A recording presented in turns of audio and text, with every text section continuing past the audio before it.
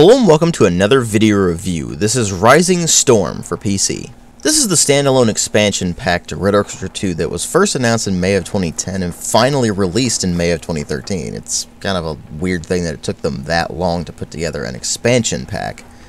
But things happened, so they did finally release it in May of 2013, and I was part of the beta.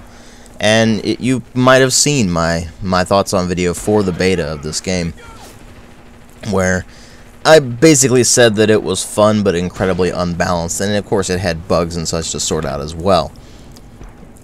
But that said, this takes the combat of Red Orchestra 2 and transplants it from the Eastern Front of Europe into the Pacific Theater of World War II. So how does the transition to such a radically different setting actually affect the game? Well, obviously this transition to the Pacific Theater means that the visuals have changed quite a bit. Mostly in the stuff that's actually being shown, because it's all brand new models and new animations for the new weaponry and such like that. And for the most part, they've done a really good job with those.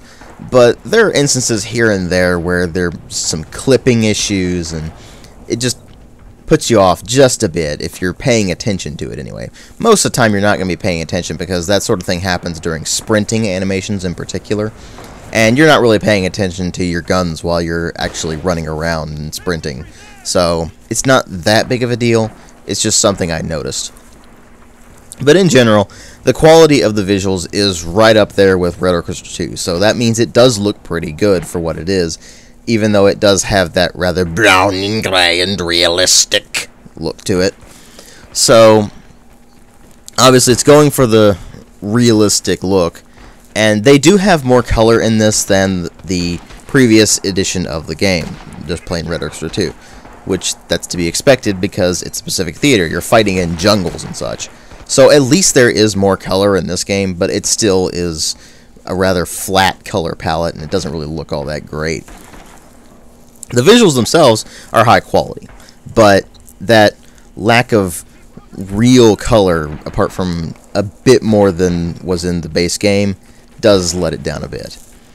The sound design is also up to par with the previous game, which means that weapon sounds in particular sound rather nice. Weapons sound powerful, not wimpy. The voiceover work is pretty well done for the most part. The Japanese actually speak Japanese, which was something that bothered me in Red Orchestra 2, where the Germans and Russians didn't speak Russian and German, unless you got the patch later on, which actually threw that in there, which it boggles my mind that they actually had to patch that in. They should have had it in from the beginning. But it's in the beginning with Rising Storm. Even back in the beta, the Japanese spoke Japanese. So they learned their lesson, I think. And the voice work is pretty good. The Americans are certainly what you would expect from Americans fighting in the Pacific. They certainly do sound like what you hear in the movies and such like that, complete with racial slurs and things like that. So it's a rather realistic voiceover overall, and what really steals the show there is, of course, the Japanese voiceovers, which, particularly during bonsai charges, are just extremely fitting. So, they've done a good job with that as well. What I don't think they've done a good job with is the music. It's about as generic as World War II Pacific music gets. And I don't like that. I do not like World War II music, just that specific sound that you're used to from stuff like Medal of Honor and the post-Saving Private Ryan era. I hate that kind of music. It's just so incredibly cliche. And yet, we keep using it, and we're seeing it in this one. Although, at least it's the Pacific Theater, so it's slightly less overused than what you would hear in, say, the European theater. But it is there. But obviously what really matters in a multiplayer FPS like this is the gameplay itself. And it borrows almost all of it from Red Orchestra 2, which is to be expected. It's an expansion pack. But it puts its own spin on things. So you still have that team-based tactical gameplay where you have to work as a team in order to capture objectives. You still have someone on your team designated as the commander, who is able to call in artillery as well as do recon and force respawns, that sort of thing.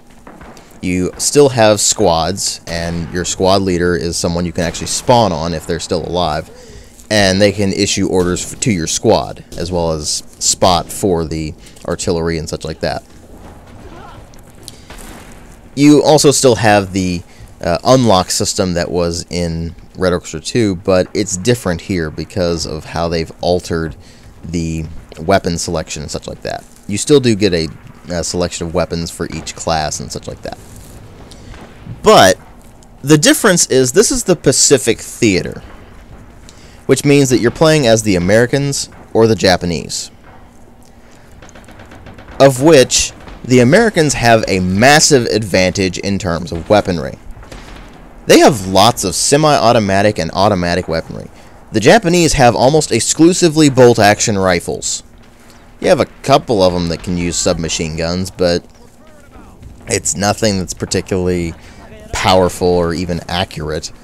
So, more often than not, you're going to be using bolt-action rifles when you're playing as the Japanese. They also have access to in-place machine guns, of course, as well as some light machine guns that really aren't all that great, but by and large, bolt-action rifles versus the Americans, who are using tons of M1 Garands, BARs, Thompson submachine guns, even 1897 trench gun, which is a shotgun if you're not aware. And of course, the flamethrower, which is incredibly irritating, and you're going to be seeing it in this video. That said, even though they have these weapons and their unlocks also are biased toward them because they make those weapons even better than they already are, the Japanese have advantages of their own. In this particular instance, they have two. The first of them is the knee mortar, which is basically a grenade launcher that's incredibly powerful if you know how to use it. It does take quite a bit of skill to actually be able to hit anything properly with it. But if you have people on your team that are really good with those, then they're going to be dishing out the pain to the enemy, and you're going to be able to actually get in there and take points. The second advantage that the Japanese get is really the biggest one. That is the bonsai charge. Now, melee charging existed in Red Orchestra 2 for both the Germans and the Russians, and it was basically just you charge up and you insta-kill them. That also exists in Rising Storm. The Americans also get their own melee charge, but the difference is the Japanese actually get bonuses with that. On top of the insta-kill melee, they also actually dish out suppression while charging, and they resist suppression while charging. I actually have a clip on my channel of bonsai charging directly into BAR fire, and it's messing with the guy's aim, so I actually don't get hit. So you can see where it would be very effective, particularly when it stacks, because you got your entire team doing a bonsai charge all at the same time.